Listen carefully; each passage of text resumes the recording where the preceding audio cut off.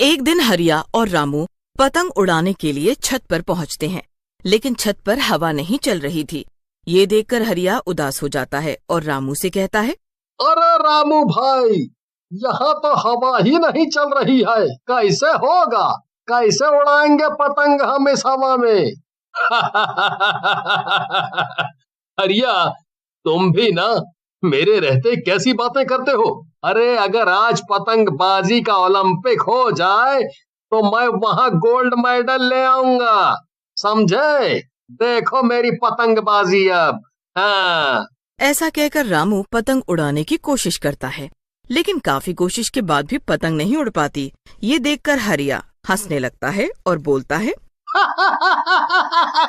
लगता है दुनिया के सबसे बड़े पतंगबाज से आज पतंग नहीं उड़ पाएगी। कोई बात नहीं भैया, गोल्डवा बाद में ले लेना। लेकिन तभी हवा का एक जोर का झोंका आता है और रामू की पतंग उड़ने लगती है और थोड़ी ही देर में रामू की पतंग दूर आकाश में उड़ जाती है। रामू हरिया की तरफ देखता है और बोलता है, देखा हरिया भैया, उड़ गई ना पतंग। अरे इस दुनिया में कोई पतंग नहीं है जो मुझसे न उड़ पाए। रामू की पतंग आकाश में उड़ रही होती है। तभी उन दोनों को वहाँ एक और पतंग उड़ते हुए दिखती है। रामू पतंग देखकर बोलता है, अरे वाह, एक और पतंग। मजा आ जाएगा। देखता हूँ मेरे रहते कोई और पतंग यहाँ कैसे उड़ाता है। अभी काटता हूँ इस पतंग को। ऐसा कहकर रामू अपनी पतंग से उस उड़ती हुई पतंग से पेंचे लड़ाने लग जाता है, लेकिन बहुत कोशिशों के बाद भी वो उस उड़ती हुई पतंग को नहीं काट पाता और उसकी पतंग कट जाती है। ये देखकर रामू हैरान रह जाता है। अरे ये मेरी पतंग कैसे कट गई? मैंने तो बहुत अच्छे से पेंचे लड़ाए थे। तभी उस उड़ती हुई पतंग में चुड़ैल का चेहरा आ जाता है और वो हंसते हुए बोलती है, इस जगह सिर्फ मेरी ही पतंग उड़ेगी और किसी ने पतंग उड़ाई तो मैं ऐसे ही उसकी पतंग काट दूंगी। ऐसा कहकर उस पतंग में से चुड़ैल का चेहरा गायब हो जाता है और थोड़ी ही देर में वो उड़ती हुई पतंग भी वहाँ से गायब हो जाती है। ये सब रामू और हरिया वहाँ खड़े खड़े देख रहे होते हैं। हरिया बहुत डर जाता है और बोलता है, अरे रामू भैया, ये तो चुड़ैल और राक्षस का मामला लगता है। मैं तो कहता हूँ कल से हम दोनों पतंग ना ही उड़ाए तो अच्छा है। हरिया भैया, आप भी कितना फट्टू टाइप के हो। ऐसा कुछ भी नहीं है। अरे आजकल साइंस ने बहुत तरक्की कर ली है, कोई हम दोनों को बेवकूफ बना रहा है और वैसे भी चुड़ैल नाम की कोई चीज नहीं होती। अगले दिन रामू और हरिया दोनों फिर से पतंगे उड़ाने लगते हैं। आज आसमान में बहुत सी पतंगे उड़ रही होती हैं। रामू अपनी पतंग से दूसरी पतंगों से पेंच लड़ाने लगता है, लेकिन तभी आसमान में वही काली पतंग आ जाती है और देखते ही देखते सारी पतंगों को काटने लगती है और रामू की पतंग भी काट डालती है।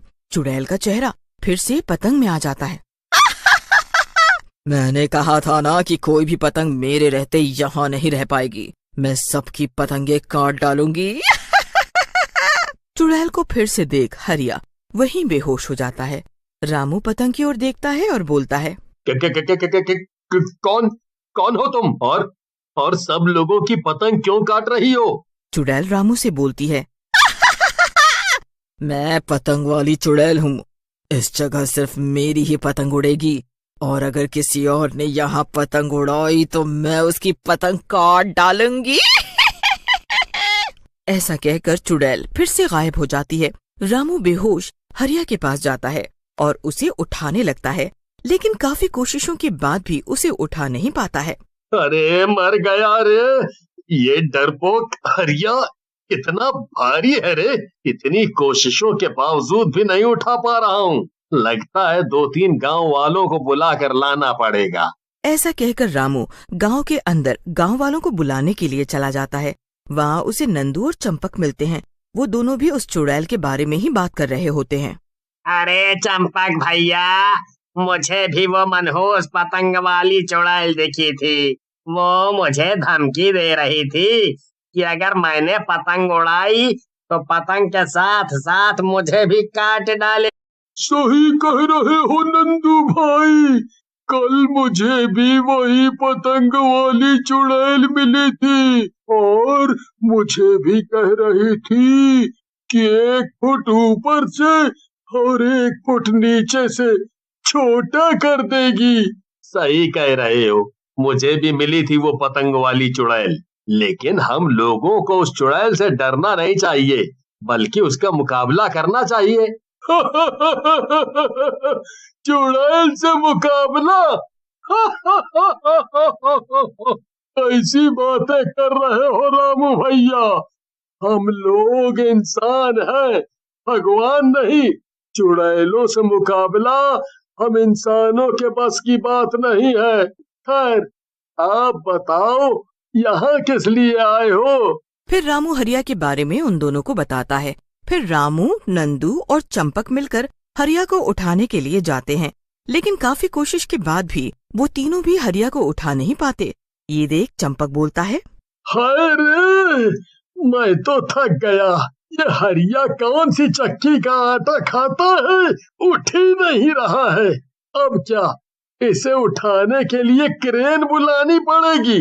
लेकिन तभी हरिया को होश आ जाता है और वो बोलता है, अरे जरा उस चुड़ैल के बारे में सोचो, मेरे मोटापे और फट्टूपने के बारे में नहीं, समझे? अगर जिंदा रहे तो मजाक बाद में भी उड़ा लेना। हरिया की बात सुनकर बाकी के तीनों चुप हो जाते हैं और रामू हरिया से बोलता है, आप सही कह रहे हो हरिया भाई, हमें माफ कर दो। मेरे हिसाब से हमें ये जानना चाहिए ये चुड़ैल कहाँ से आई है और क्या चाहती है, तभी हम इस चुड़ैल से मुकाबला कर सकेंगे। हाँ। उन रामू, हरिया और नंदू को चंपक की बात ठीक लगती है और वो चारों अगले दिन फिर से डरते डरते पतंग उड़ाने लग जाते हैं। हरिया डरते डरते चंपक से बोलता है, चंपक भैया, हम चारों आपके कहने पर पतंग तो उड़ाने लगे हैं, लेकिन ये चुड़ैल आ गई और बात ही नहीं की, तो फिर क्या करेंगे? कहीं बात करने से पहले ही न मार डाले हमें। अरे हरिया भैया, कितने मनहूस टाइप के आदमी हो आप, हैं? अरे शकल अच्छी नहीं है तो कम से कम बात तो अच्छी बोल लिया करो आप। रामू की पतंग हवा में उड़ने लगती है। तभी वही काली पतंग फिर से आ जाती है और रामू की पतंग को काटते हुए बोलती है, मैंने कहा था ना कि इस जगह पर सिर्फ मेरी ही पतंग उड़ेगी, सबकी पतंग काट दूंगी मैं। लेकिन चुड़ैल जी, आप आई कहाँ से हैं? रामू की बात सुनकर चुड़ैल बोलती है, मैं अपने गांव में सबसे अच्छी पतंग उड़ाने वाली लड़की थी, लेकिन एक दुष्ट लड़के ने मुझे हराने के लिए मुझे छत से ही धक्का दे दिया और मैं मर गई। तब से मैं भटक रही हूँ और किसी को भी पतंग नहीं उड़ाने दे रही। चुड़ैल की बात सुनकर रामू बोलता है, चुड़ैल जी, आपके साथ तो सचमुच बुरा हुआ। उस दुष्ट को आपके साथ ऐसा नहीं करना चाहिए था, लेकिन हमें तो पतंग उड़ाने दो। रामू की बात सुनकर चुड़ैल बोलती है, अगर तुम मुझे पतंगबाजी में हरा दोगे तो तुम पतंग उड़ा सकते हो, मैं यहाँ से चली जाऊंगी, और अगर तुम हार गए तो फिर यहाँ कभी पतंग नहीं उड़ेगी, समझे? बोलो बोलो, मंजूर है? लेकिन तभी रामू चुड़ैल को पतंगबाजी के मुकाबले के लिए हाँ कर देता है। रामू की बात सुनकर चुड़ैल हंसने लगती है और वहाँ से चली जाती है। हरिया, नंदू और चंपक रामू से बोलते हैं, अरे रामू भाई, ये कैसा मुकाबला है? भला इंसान कहीं चुड़ैल से जीतते हैं?